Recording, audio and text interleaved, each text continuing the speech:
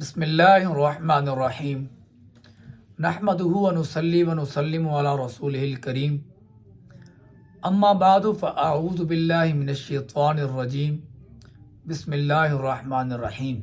سامعین محترم، جیسا کہ آپ کو معلوم ہے کہ آئے روز موجودہ بیماریوں کے اوپر اور پریشانیوں کے اوپر ایک ویڈیو لے کے آتے ہیں اور اس کا حل بتاتے ہیں۔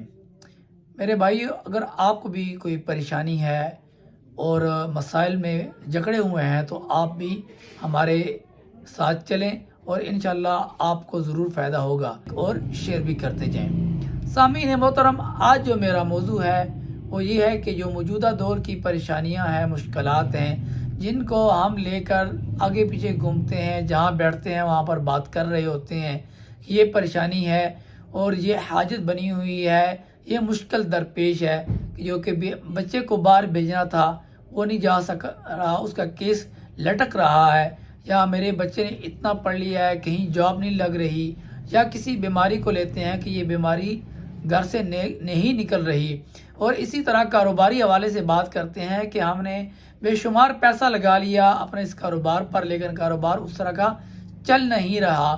اسی طرح دیگر مشکلات ہیں، دیگر موضوعات پہ مختلف حضرات مختلف جگہوں پر بات کر رہے ہوتے ہیں۔ تو سامعین محترم، میں اس کے لیے ایک حل لے کر آیا ہوں، جو کہ وہ حل بھی یقینی ہے، یقیناً اس مسئلے کا حل ہو جائے گا، اس سے آپ کی مشکلات دور ہو جائیں گی، اس کے ساتھ آپ کی حاجات جو ہیں وہ مکمل طور پر رفع ہو جائیں گی، اور انشاءاللہ العزیز اگر آپ کے گھر میں کوئی بیماری ہے تو وہ بھی انشاءاللہ دفع دور ہو جائے گی۔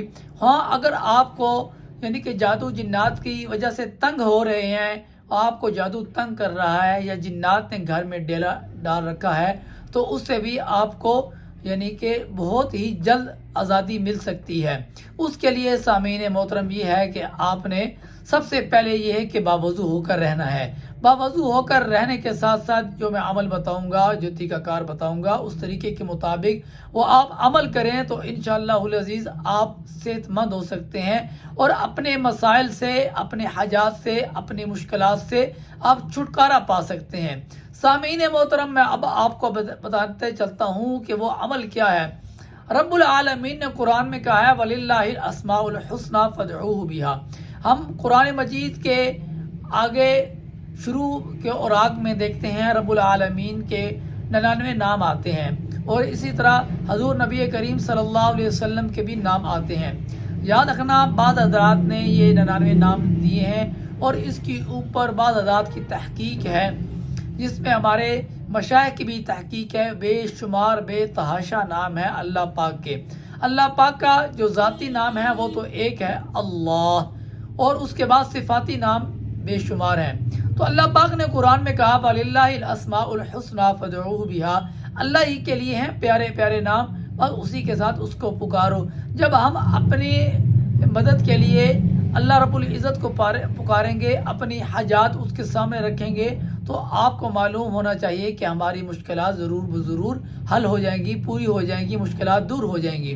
کیونکہ ہم نماز میں بھی پڑھتے ہیں ایاک نعبد و ایاک نستعین، کہ اللہ تیری عبادت کرتے ہیں، تجھ ہی سے مدد مانگتے ہیں۔ تو یہاں پر ہمیں کسی کو بتانے کی ضرورت نہیں ہے اپنی پریشانیاں، اپنی مشکلات وغیرہ۔ تو اگر آپ فوراً یہ کام کریں، وہ اسماء حسنہ کو پڑھیں۔ اب میں یہ بتاتا چلوں اسماء حسنہ کیسے پڑھنے ہیں، کس نے پڑھنے ہیں، کس طرح پڑھنے ہیں، کب پڑھنے ہیں۔ اس کے لیے یہ ہے کہ اللہ پاک کے نام جو ہیں بے تحاشا ہیں۔ اس کے لیے یہ ہے کہ جیسے کسی کا کوئی بھائی آگے، ابھی میرے پاس سید نصیر شاہ صاحب آئے تھوڑی دیر پہلے، ان کہنے لگے میری مشکلات ہیں، مجھے کوئی وظیفہ دے دیجئے۔ تو میں نے ان کو وظیفہ دیا انہی اسماء الحسنہ میں سے۔ اس کا طریقہ کار یہ تھا کہ پہلے ان کا نام لیا، اس نام کا حروف ابجد کے ذریعے سے اعداد نکالے، ان اعداد کے ذریعے پھر جو اللہ پاک کے نام تھے، اللہ پاک کے نام جو اس کے موافق آ رہے تھے، اور جو اس کی یعنی کہ مشکلات کو دور کرنے والے تھے، جو یعنی کہ وہ بے روزگار تھا، تو رب العالمین تو مسبب الاسباب ہے، تو پھر اس کے لیے ایک بڑا ہی پیارا وظیفہ آیا، یا اللہ یا نصیر یا مسبب الاسباب۔ اس طریقے سے اسے میں نے 3-4 وظیفے دیے ہیں۔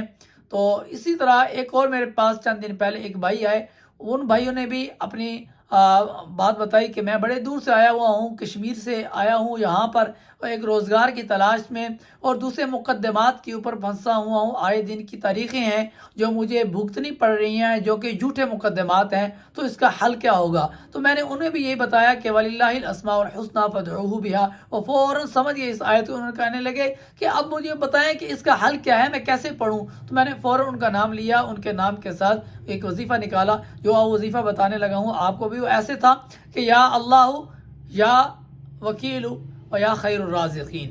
تو کہ دیکھو کتنا پیارا کہ وکیل بھی ہے، اللہ پاک کو ہم نے بنایا، کارساز وہی ہے، تو چل جائے کہ یہ ہم آج کل کی دنیا کی عدالتوں کے وکیل بناتے ہیں، وہ بھی ضروری ہے کہ آگے بات چیت اور بحث کرنے کے لیے وہ وکیل کا ہونا ضروری ہے۔ اور آگے پھر آگیا یا خیر الرازقین، جو رازقین ہے، مددگار ہے، وہ اللہ رب العزت ہے۔ سامعین محترم، اس طرح ہم آپ کو بتاتے ہیں کہ آپ جو اپنے پریشانیاں ہیں وہ صرف اسماء حسنہ کے ذریعے حل کریں، اور کئی اسماء حسنہ ہیں کہ جو آپ خود بھی پڑھ سکتے ہیں، اور اگر کوئی ایسے مسائل مشکلات میں آپ درپیش ہیں تو ہمارا یہ واٹس ایپ نمبر جو اسکرین پہ شو ہو رہا ہے، اس پہ آپ رابطہ کر سکتے ہیں۔ آپ اپنا نام بتائیں، اس کے بعد انشاءاللہ العزیز آپ کو جلد ہی آپ کے نام کا اسم اعظم نکال کے دے دیا جائے گا، کیونکہ اسم اعظم میں بہت بڑی تاثیر ہے۔ الحمدللہ میں نے بہت زیادہ دیکھا کہ کئی لوگ ہیں جو اپنے نام کا ہی اسم اعظم پڑھتے رہتے ہیں، اس سے یہ ہوتا ہے کہ وہ ان کی ہر جگہ کامیابی ہوتی ہے، کہیں پریشانی نہیں ہوتی۔ ہم لوگوں کو بھی چاہیے کہ ہم اپنے نام کا اسم اعظم ضرور پڑھیں۔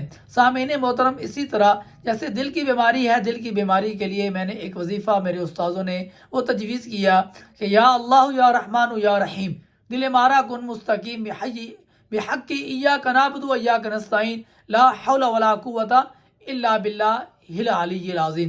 یوں ہی وظائف ہیں جو کہ اسماء حسنہ میں سے ہم نکال کے دیتے ہیں۔ اگر کسی بھائی کو کوئی وظیفہ چاہیے ہو، کوئی اسم اعظم چاہیے ہو، تو ہم سے وہ ضرور رابطہ کر سکتا ہے۔ انشاءاللہ العزیز ہم روزمرہ آج کے بعد ایک اسم اعظم کے خواص کے اوپر بات کریں گے۔ ہمارے اس خاص کو حاصل کرنے کے لیے یہی ہے کہ آپ ہمارے چینل کو ضرور سبسکرائب کریں تاکہ آپ کو یہ ہمارے خاص مل سکیں۔ السلام علیکم ورحمۃ اللہ وبرکاتہ۔